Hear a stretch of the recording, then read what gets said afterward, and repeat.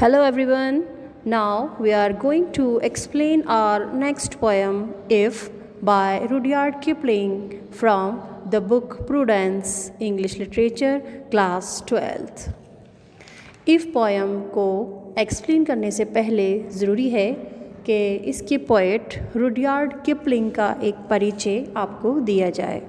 तो first we should take introduction to the poet. कवि का परिचय. Joseph Rudyard Kipling was born on December 30, 1865 in Bombay, now Mumbai.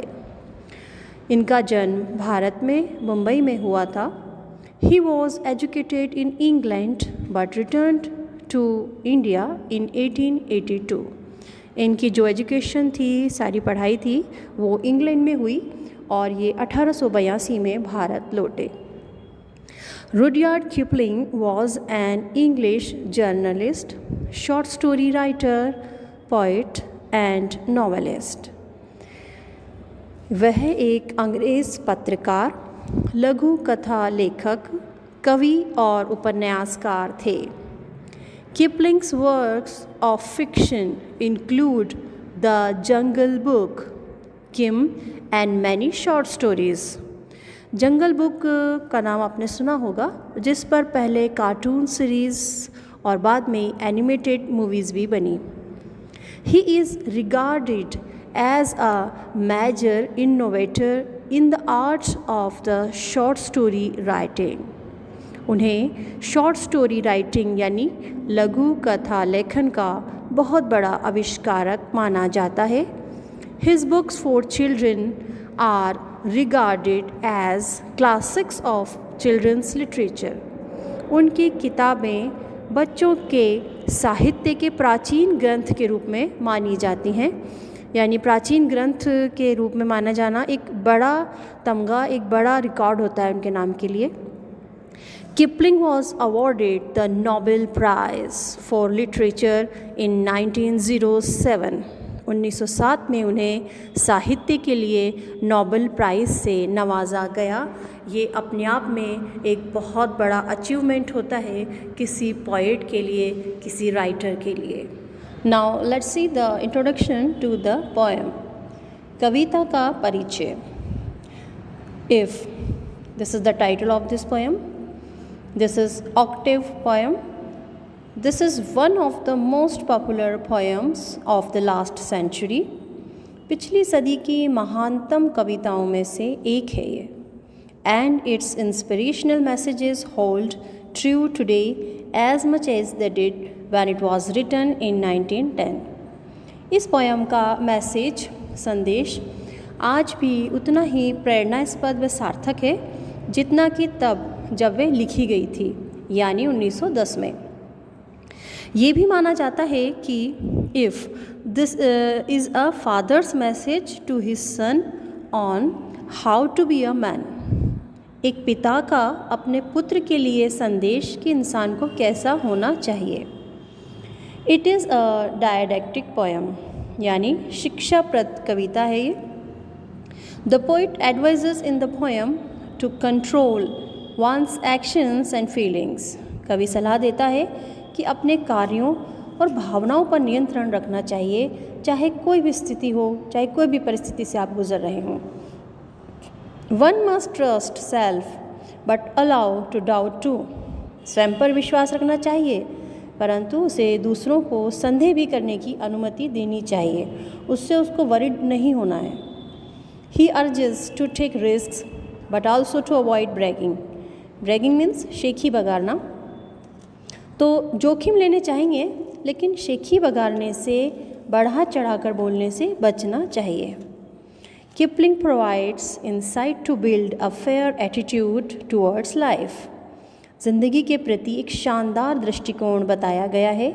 हमें सबसे पहले एक अच्छा इंसान होना चाहिए, फिर चाहे हम किसी भी पोस्ट ओहदे पर क्यों ना पहुंच जाएं, या हम कुछ भी अचीव ना कर सकें, तब भी हम ज़िंदगी में जो कुछ भी हासिल करते हैं, अचीव करते हैं, वह अपनी काबिलियत और किस्मत के अलावा गॉड की मेहरबानी से हासिल करते हैं. वरना ये सब होते हुए भी शायद हम वो अचीव ना कर पाएँ. और उसने हमें इंसान बनाया है, तो हमें इंसान बने रहने का फ़र्ज़ निभाना चाहिए, जो फर्स्ट स्टेप है, और इंसानियत को कभी नहीं भूलना चाहिए। ये मैसेज, ये शिक्षा हमें इस पोएम के द्वारा रुडयार्ड किपलिंग ने दी है। Now let's start the explanation of this poem If by Rudyard Kipling.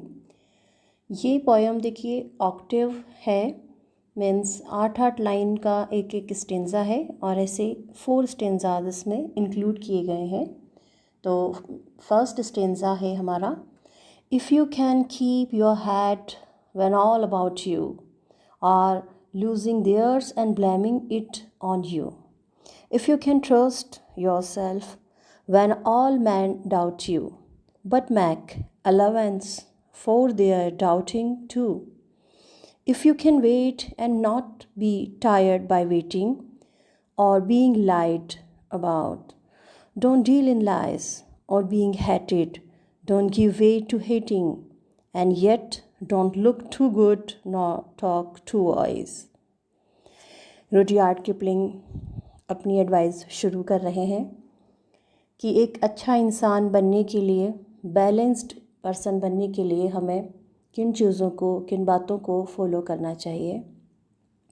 कहते हैं, if you can keep your head when all about you, जब सारी दुनिया आपके ख़िलाफ़ हो जाए, आपका साथ ना दे, या कह सकते हैं कि सब लोग जब अपनी समझदारी खो बैठे, वो कोई अच्छी बात नहीं कर रहे हों, if you can keep your head, उस वक्त अगर आप अपने मानसिक संतुलन को रख सकते हैं, बैलेंस ऑफ माइंड रहिए।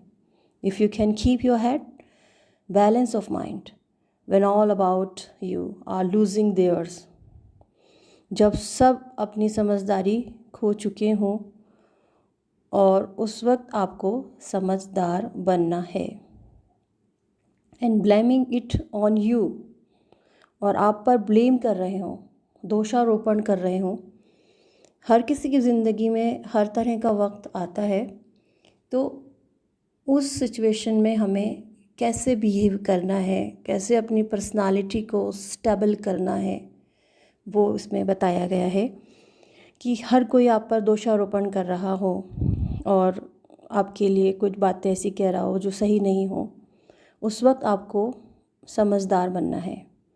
If you can trust your self, आपको खुद पर विश्वास रखना है, स्वयं पर भरोसा रखना है।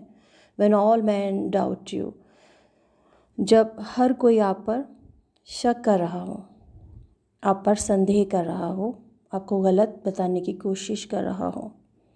But make allowance for their doubting too, लेकिन आप उनके डाउट्स को भी स्वीकार करें।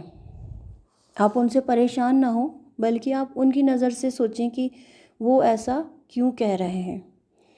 तो आप उन्हें उनके संदेह करने के लिए आप माफ़ कर दीजिए, बल्कि करने दीजिए उनको, let them.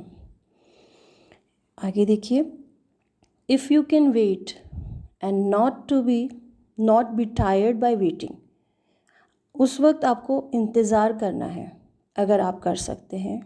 If you can wait and not be tired by waiting, और वेटिंग किसका, इंतज़ार किस चीज़ का, लक्ष्य की प्राप्ति का इंतज़ार करें। और नेक्स्ट है, और being lied about, don't deal in lies, जैसे आपके लिए झूठ बोला जा रहा है तो डोंट डील इन लाइज, तुम खुद झूठ में शामिल ना हो। तुम झूठ ना बोलो कि सब झूठ बोल रहे हैं तो मैंने झूठ बोल दिया तो क्या हुआ, नहीं। अगर आप पर झूठ बांधा जा रहा है, आपके बारे में झूठ बोला जा रहा है, तो डोंट डील इन लाइज, आपको झूठ नहीं बोलना है। और बीइंग हेटेड, और अगर आपसे नफ़रत की जा रही है, आपसे घृणा की जा रही है, तो don't give way to hating, तो आप उस नफ़रत का रास्ता ना अपनाएं। आप नफ़रत ना करें। आप अगर नफ़रत करेंगे तो आप भी उन्हीं में शामिल हो जाएंगे। ना ही आप स्वयं से नफ़रत करें और ना ही दूसरों से नफ़रत करें। अगर कोई आपसे करता है तो वही let them whatever they want. And yet don't look too good not talk too wise, लेकिन आपको बहुत अच्छा भी बनने की कोशिश नहीं करनी चाहिए उस वक्त। आपको बहुत अच्छा भी नहीं दिखना और बहुत ज़्यादा समझदार भी नहीं बनना। Not talk too wise. जो आप हैं नॉर्मल आप रहिए, ना उस लेवल से आप नीचे जाइए, ना उस लेवल से आप बहुत ऊंचा उठिए। बात वही है कि बैलेंस्ड रहना है आपको, अपने मन को, मस्तिष्क को, दिल और दिमाग को बिल्कुल बैलेंस्ड रखना है, तब जाकर आप उस सिचुएशन को हैंडल कर सकते हैं।